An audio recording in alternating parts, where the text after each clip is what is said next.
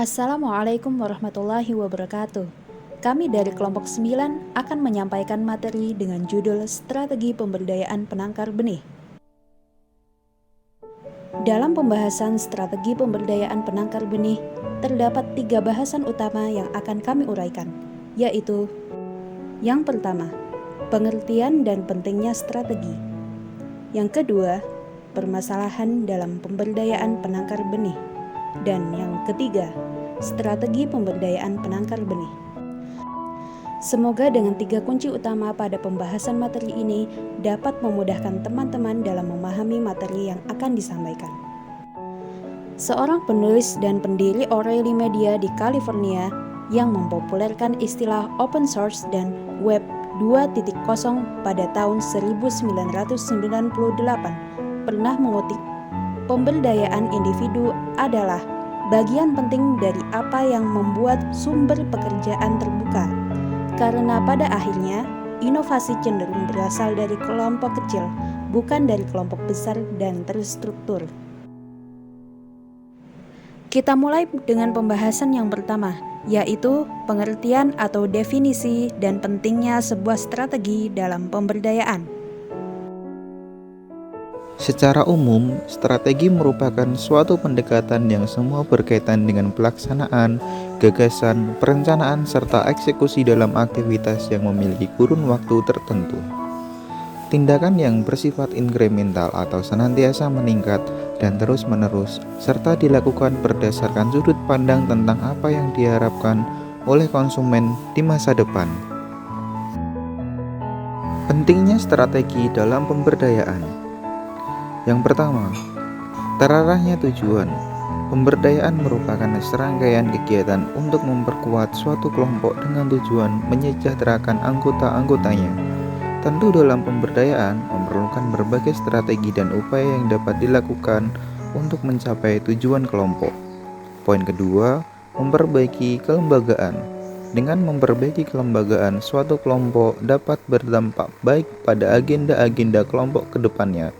Kelembagaan yang baik juga dapat berimbas pada pengembangan kemitraan yang semakin luas.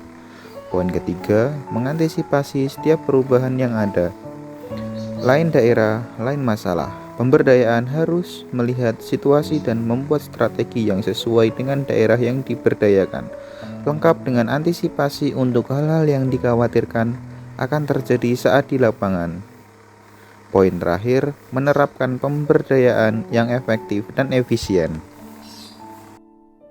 Permasalahan pemberdayaan penangkar benih diambil dari beberapa penelitian yang sudah dipublikasikan.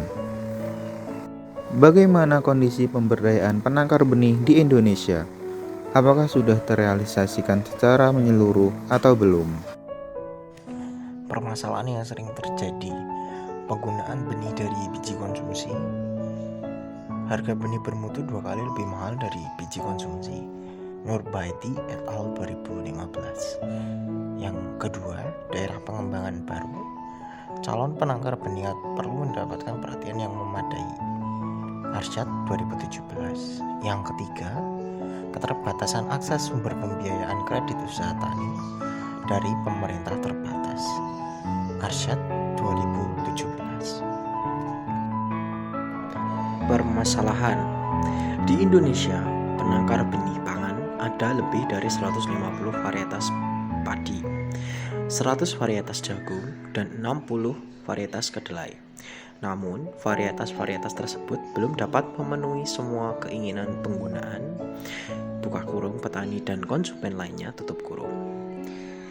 Di samping itu, benih varietas-varietas tersebut belum tersedia dengan kondisi 6 tepat di tingkat petani.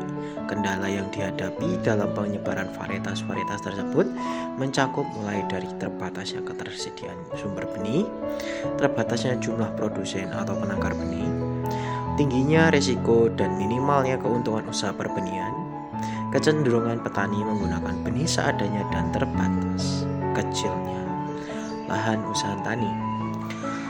Pada penangkaran benih hortikultura, diambil contoh dari penangkaran benih kentang tahun 2015 di Desa Pandansari, Kecamatan Paguyangan, Kabupaten Brebes. Penangkar belum memiliki akses untuk mendapatkan benih bermutu terutama utama bersih virus Go dan harga yang tinggi tidak memungkinkan untuk ditanam oleh petani. Strategi pemberdayaan penangkar benih. Pentingnya pemberdayaan. Pemberdayaan kelompok tani diartikan sebagai proses atau langkah-langkah yang perlu dilakukan dalam mendorong, memotivasi dan memperkuat kelembagaan kelompok tani dalam usaha memproduksi benih. Efektivitas upaya pemberdayaan suatu kelompok tani sangat ditentukan oleh tingkat partisipasi anggota-anggota kelompok tani dalam menyamakan persepsi, tujuan, dan perencanaan serta operasionalisasi kegiatan-kegiatan yang berkaitan dengan usaha memproduksi benih. Kemudian strategi pemberdayaan penangkar benih. Yang pertama, kelompok tani sebagai penangkar benih. Poktan dijadikan kelas pembelajaran, pertemuan, dan pelatihan. Peningkatan peran Poktan berguna untuk menambah jaringan usaha, modal usaha, pengetahuan usaha, dan mendukung usaha kelompok. Yang kedua, kualitas sarana dan prasarana. Dengan adanya kerjasama dari penyuluh pertanian atau pengawasan benih, penerapan teknologi penangkar benih yang sesuai dengan tingkat inovasi petani penangkar. Yang ketiga, produksi dan produktivitas. Produksi dan produktivitas dapat ditingkatkan dengan cara intensifikasi pertanian, diversifikasi, dan rehabilitasi pertanian. Selanjutnya, strategi pemberdayaan penangkaran benih yang keempat, yaitu kemitraan. Kemitraan dapat berguna sesuai jangkauannya. Bentuk kemitraan seperti penyediaan modal, pembinaan, sarana produksi, sampai dengan pemasaran. Perlu pendampingan dari penyuluh untuk menjelaskan kontrak kemitraan dan evaluasinya.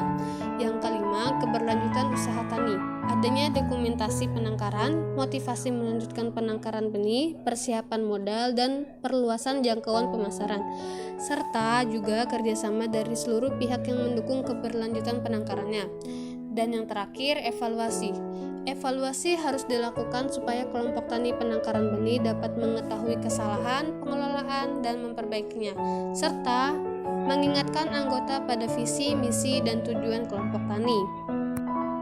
Dengan penjelasan yang sudah disampaikan sebelumnya, diharapkan pemberdayaan membawa penangkaran benih yang lebih baik lagi. Demikian yang dapat kelompok kami sampaikan, kurang dan lebihnya kami mohon maaf. Wassalamualaikum warahmatullahi wabarakatuh.